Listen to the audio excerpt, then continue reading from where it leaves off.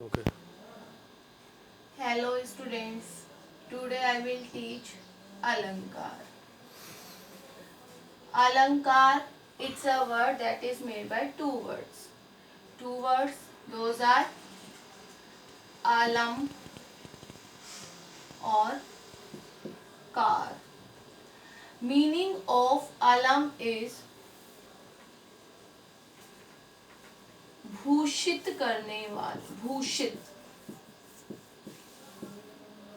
या सजावट also we can say. सजावट. कार means करने वाला. So particularly अलंकार means we can say भूषित करने वाला या सजाने वाला. सजाने वाला. जो भी सजाने के काम में आते हैं those all are known as अलंकार. Like so अलंकार्स synonyms we can tell गहना, आभूषण, आभूषण, जेवर, विभूषण आदि. विभूषण आदि. जिस प्रकार लेडीज गहने पहनकर अपने आप को सजाती हैं, उसी प्रकार काव्य में अलंकार काव्य पंक्तियों को सजाने का कार्य करते हैं. अलंकार काव्य पंक्तियों को सजाने का कार्य करते हैं, सजाते हैं.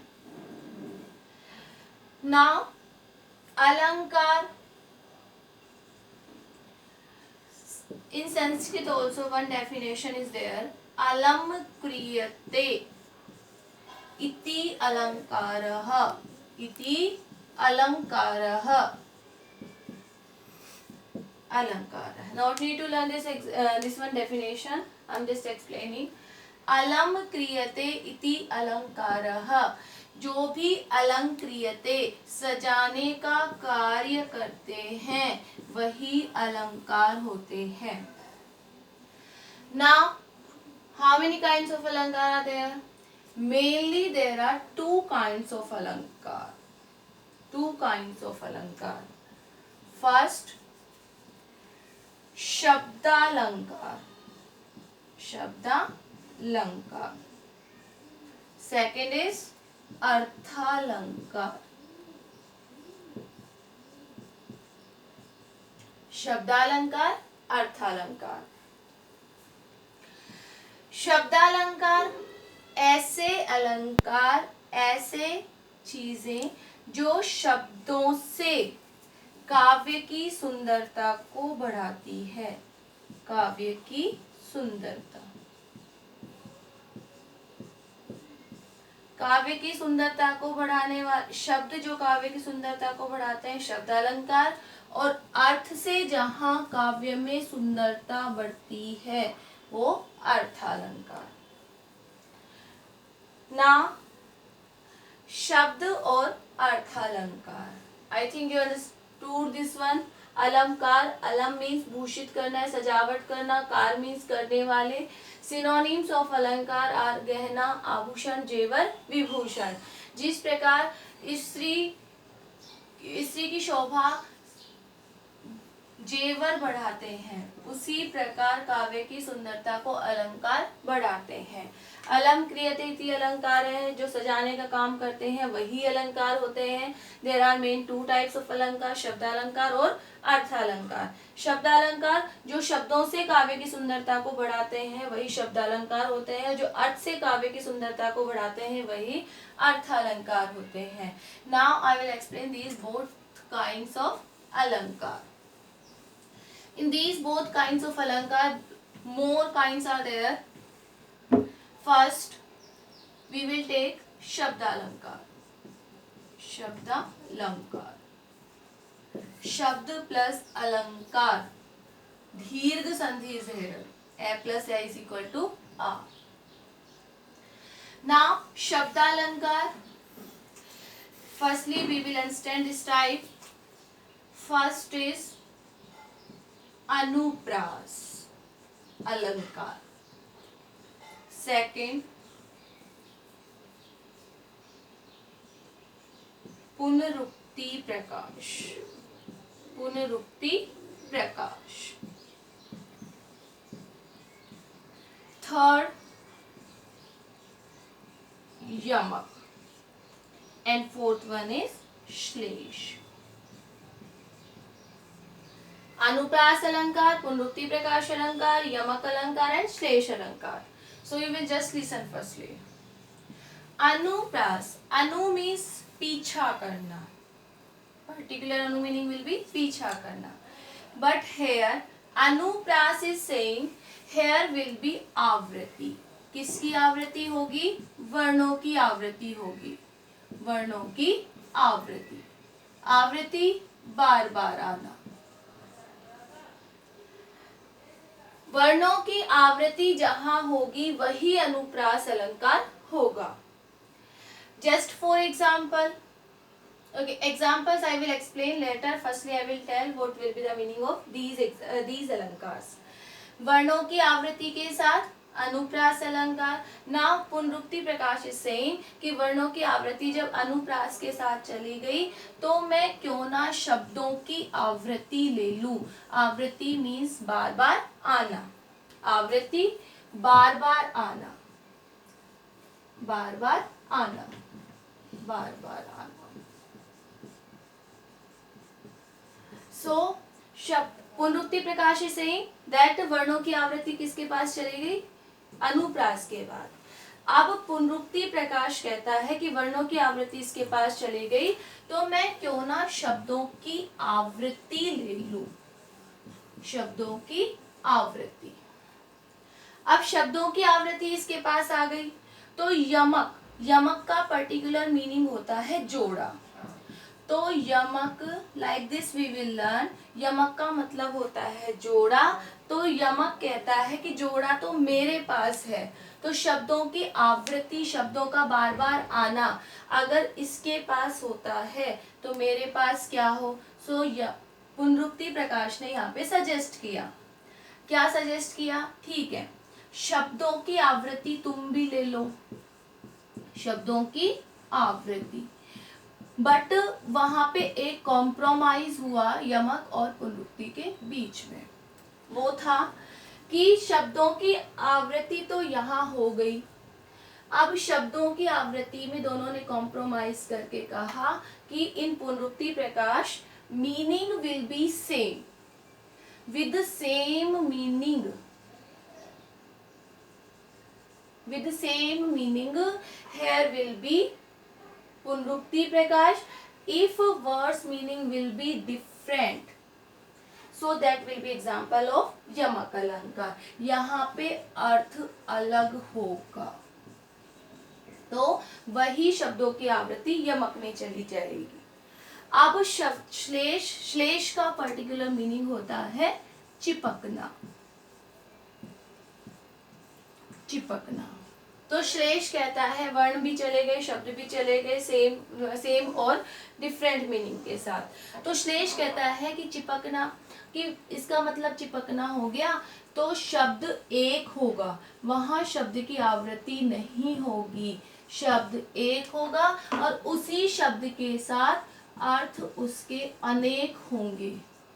शब्द एक, अर्थ अनेक, और वहीं पर होगा श्लेष. So these four kinds of शब्दालंकार. Once we will revise, after I will explain more. शब्दालंकार अनुप्रास वर्णों की आवृत्ति. पुनरुक्ति प्रकाश शब्दों की आवृत्ति with same meaning. यमक अलंकार शब्दों की आवृत्ति plus different meaning. श्लेष. श्लेष meaning will be चिपकना, शब्द एक, अर्थ अनेक. Now I am explaining examples of these kinds of अलंकार.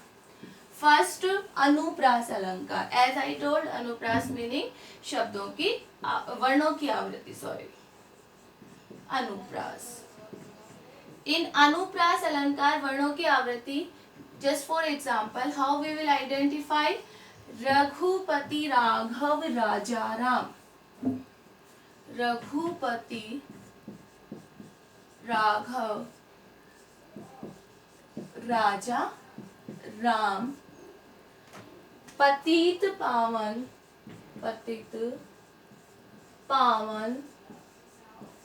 सीताराम सो अनुप्रास इज सेइंग वर्णों की आवृत्ति। अब वर्णों की आवृत्ति को कैसे आइडेंटिफाई करेंगे? वर्ण रे रे रे रे रे एंड घ घ 2 times te te te te. So gha you can remove from here also, and more are here like okay gha is more are here like j sorry pe pe. So these kinds of वर्णों की आवृत्ति. Next example, first example, second example. Charu चंद्र की चंचल किरणें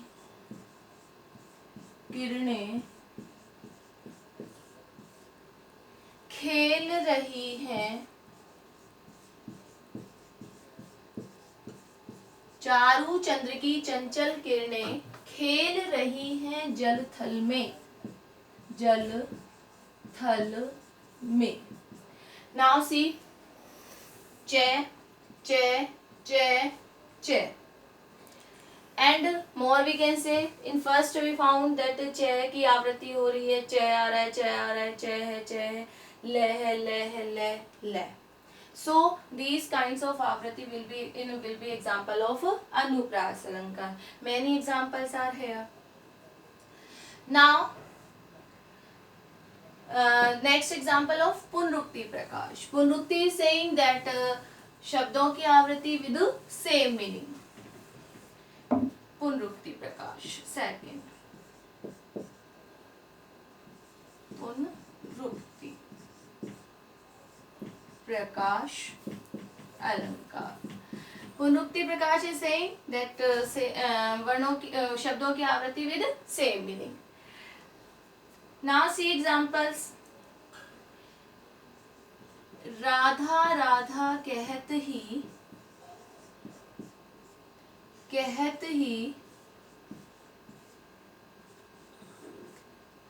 भव बाधा मिट जाए।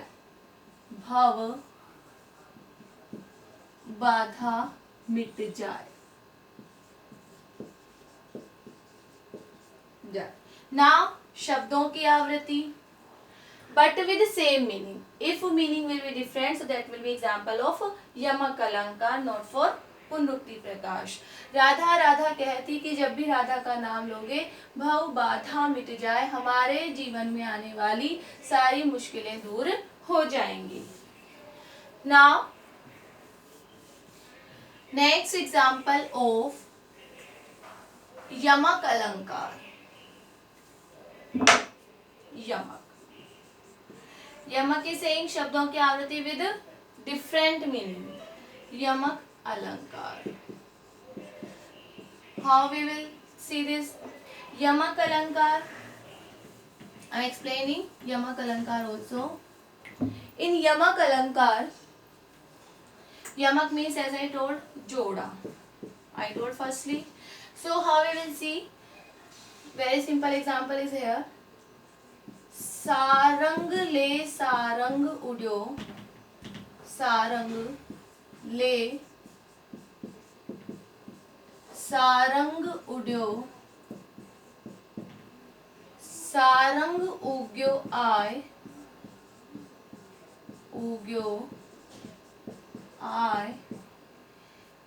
जे Sarang Sarang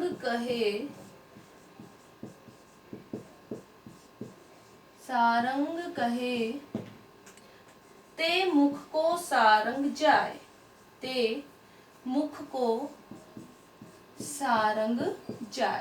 Now when we will see जाए, When we will see this example of this stanza, so we can identify that it can be example of Punrukti Prakash also, but when we will explain this example, so meaning will be different.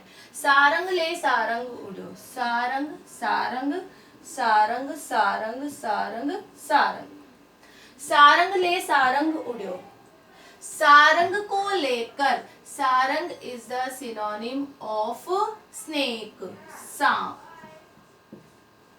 Sarang को लेकर सारंग उड़ गया, Sarang is the synonym of more also, Sarang को लेकर मोर उड़ गया, सारंग उग्यो आए, और सामने से क्या आते हैं, Sarang, Sarang is the synonym of बादल ऑल्सो, सांप को लेकर मोर उड़ जाता है, सामने से बादल आ जाते हैं।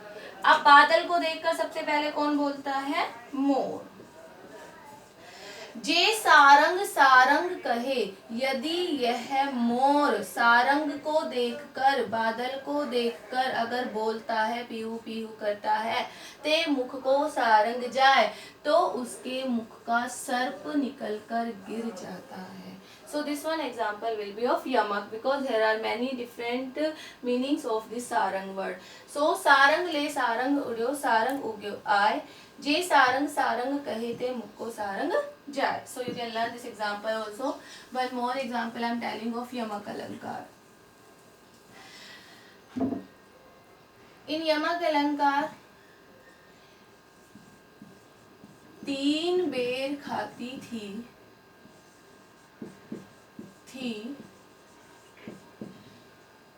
वे तीन बेर खाती है, वे तीन बेर खाती थी, वे तीन बेर खाती है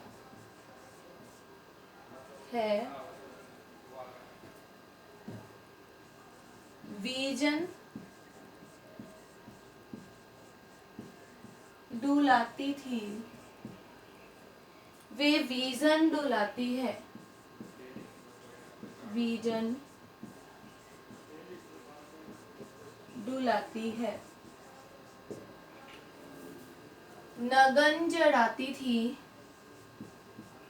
नगन जड़ाती थी, वे नगन जड़ाती है,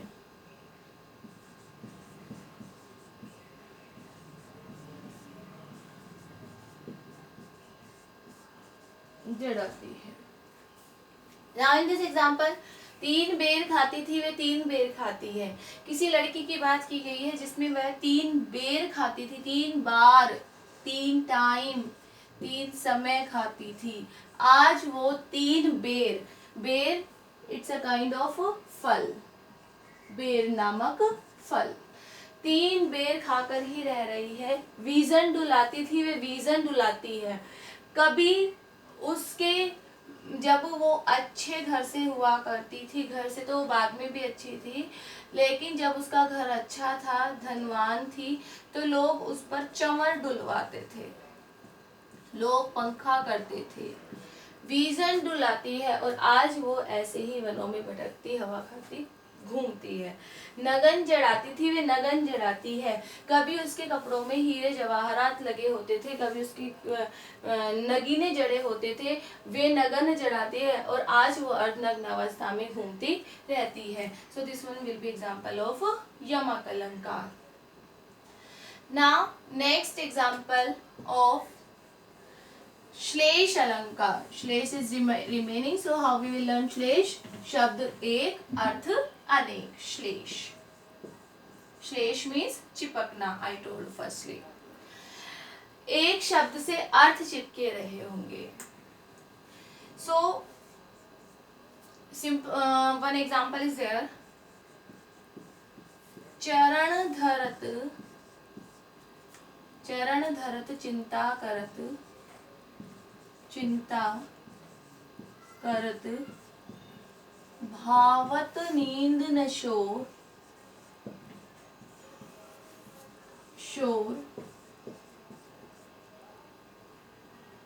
सुबरन को ढूंढत सुबरन को ढूंढत फिरत कवि व्यभिचारी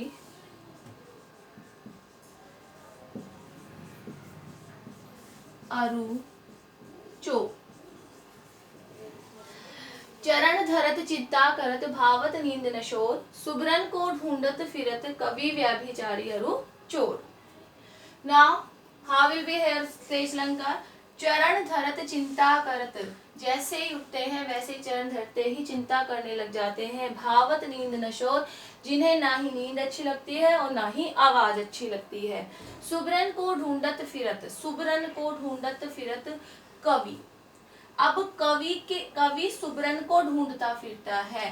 कवि के लिए सुबरन होगा सुवर्ण। सुवर्ण मीनिंग विल बी सुंदर अक्षर, क्योंकि कवि का काम बिना अच्छे अक्षरों के चल ही नहीं सकता है। सो कवि तो उठते ही क्या करता है, सुंदर अक्षरों को ढूंढता है, सुंदर वर्णों को खोजता है। उसे ना नींद अच्छी लगती है और ना ही शोर अच्छा लगता है, क्योंकि वो शोर में सोच नहीं सकता है। नेक्स्ट, व्यभिचारी। चरण धरत चिंता करत भावत नींद नशोर, सुबरन को ढूंढत फिरत कवि व्यभिचारी। व्यभिचारी व्यक्ति होता है जिसे गंदी आदतें पड़ जाती हैं और वो फालतू में भटकता रहता है, वह सुबरन। अब व्यभिचारी के लिए यहाँ सुबरन से मतलब होगा सुवर्ण, सुंदर रूप, सुंदर रूप, सुंदर रूप। वो सुंदर रूप को ढूंढता फिरता है और उसे भी नींद अच्छी नहीं लगती और शोर शराबे वाली आवाज अच्छी नहीं लगती। वो एकांत में बैठा रहता है, वह सुंदर रंग रूप को ढूंढता रहता है। सुबरन मीनिंग फॉर कवि इट विल बी सुंदर अक्षर सुवर्ण, एंड फॉर व्यभिचारी इट विल बी सुंदर वर्ण। And now last is here चोर। अरु means or, अरु means or, and we are using so that will be or. चोर। अब चोर को सुबरन, चोर क्या ढूंढता रहता है, सुबरन स्वर्ण। स्वर्ण पर्टिकुलर मीनिंग सोना और धन। अब जो चोर होता है वो धन को ढूंढता रहता है, उसे क्या चिंता रहती है, इस धन को ढूंढने की चिंता रहती है। उसे नींद और शोर शराबा अच्छा नहीं लगता है, क्योंकि यदि वो सो जाएगा चोरी कौन करेगा, आवाज होगी तो कोई उसे चोरी करने नहीं देगा। सो इन दिस एग्जाम्पल सुबरन शब्द एक अर्थ अनेक, so it will be example of श्लेष। सुबरन सुवर्ण फॉर सुंदर अक्षर फॉर कवि, सुबरन सुवर्ण सुंदर रंग रूप फॉर व्यभिचारी, एंड सुबरन फॉर स्वर्ण सोना या धन फॉर चोर। So we can say it will be example of श्लेष अलंकार। And now Shabda Alankar is completed. So once you will revise and you will write these examples of Shabda Alankar. After in next class we will be continue for next Artha Alankar. These are over now.